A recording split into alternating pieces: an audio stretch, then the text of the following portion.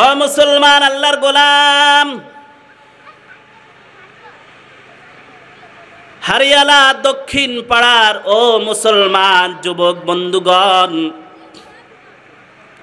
বৃদ্ধ বাবারা, পদ্মার আড়ালের যুবতী ও বৃদ্ধা মায়েরা, আমি অনেক দূর থেকে আসছি আপনাদেরকে কিছু কথা শোনানোর জন্য। রাসূল আকরাম সাল্লাল্লাহু আলাইহি সাল্লাম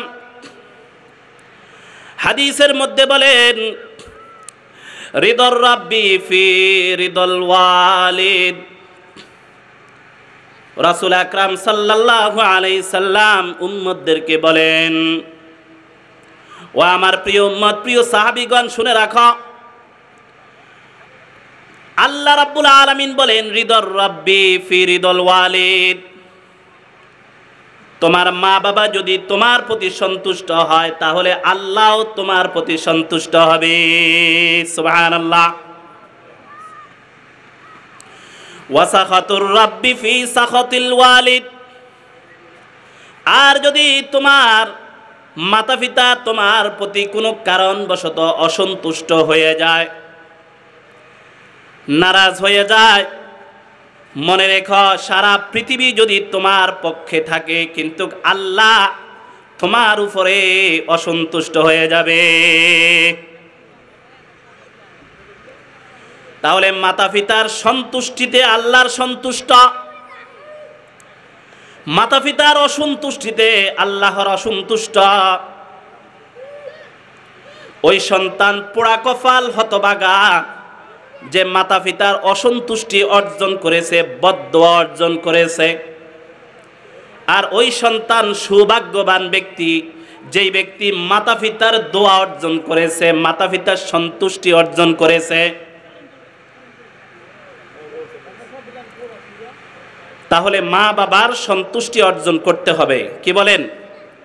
করতে হবে কি হবে না? মা বাবার সন্তুষ্টি অর্জন করতে হবে। আজকে মাহফিলে আসছেন, আপনার মা আপনার পথ চেয়ে বসে আছে, কিন্তু যাদের মা বেঁচে নাই, কে বসে থাকবে? আছে কেউ? শুধু একমাত্র পৃথিবীতে মা ছাড়া আপনার পথ চেয়ে বসে থাকার মতো পৃথিবীতে দ্বিতীয় কোনো মানুষ নাই। আপনার বাবাও আপনার পথ চেয়ে বসে থাকবে না। কি বলেন, ঠিক না ঠিক?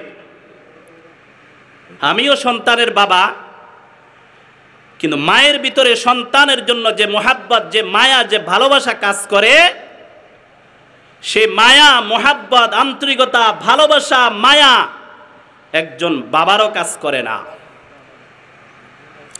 এই জন্য রাসূল সাল্লাল্লাহু আলাইহি ওয়াসাল্লাম বলেন, যা রাজুলিন ইলা রাসূলিল্লাহি সাল্লাল্লাহু আলাইহি ওয়াসাল্লাম ফাকালা ইয়া রাসূলাল্লাহ মান আহাক্কুন নাস বিহুসনি সাহাবাতি। ইয়া রাসূলাল্লাহ, আমাকে বলুন। এক সাহাবী রাসূল সাল্লাল্লাহু আলাইহি সাল্লামকে প্রশ্ন করছেন, ইয়া রাসূলাল্লাহ, আমাকে বলুন, পৃথিবীর মধ্যে, মানুষের মধ্যে সবচেয়ে ভালো আচরণ, উত্তম ব্যবহার আমার কাছ থেকে কে আশা করে, কে হকদার? রাসূল সাল্লাল্লাহু আলাইহি ওয়াসাল্লাম বলেন, ক্বালা উম্মুক, তোমার মা। এরপরে আবার জিজ্ঞাসা করতেছেন, ক্বালা সুম্মা মান? ইয়া রাসূলুল্লাহ, এরপরেই কোন ব্যক্তি আমার পক্ষ থেকে উত্তম আচরণ আশা করে? আমি আমার কাছ থেকে সর্বোচ্চ উত্তম আচরণের হকদার কে হতে পারে? রাসূল সাল্লাল্লাহু আলাইহি ওয়াসাল্লাম দ্বিতীয়বার বলেন, ক্বালা উম্মুক, ও সাহাবী, তোমার উত্তম আচরণের একমাত্র সবচেয়ে সর্বোচ্চ হকদার হলো তোমার মা। তৃতীয়বার আবার প্রশ্ন করেন, ক্বালা সুম্মা মান? ইয়া রাসূলুল্লাহ, এরপরেই কে আশা করে আমার কাছ থেকে সর্বোচ্চ ভালো ব্যবহারের হকদার কে? রাসূল সাল্লাল্লাহু আলাইহি ওয়াসাল্লাম তৃতীয়বার বলেন, ক্বালা উম্মুক, তোমার মা। এরপরে চতুর্থবার আবার জিজ্ঞাসা করতেছেন, ক্বালা সুম্মা মান ইয়া রাসূলুল্লাহ, আমার পক্ষ থেকে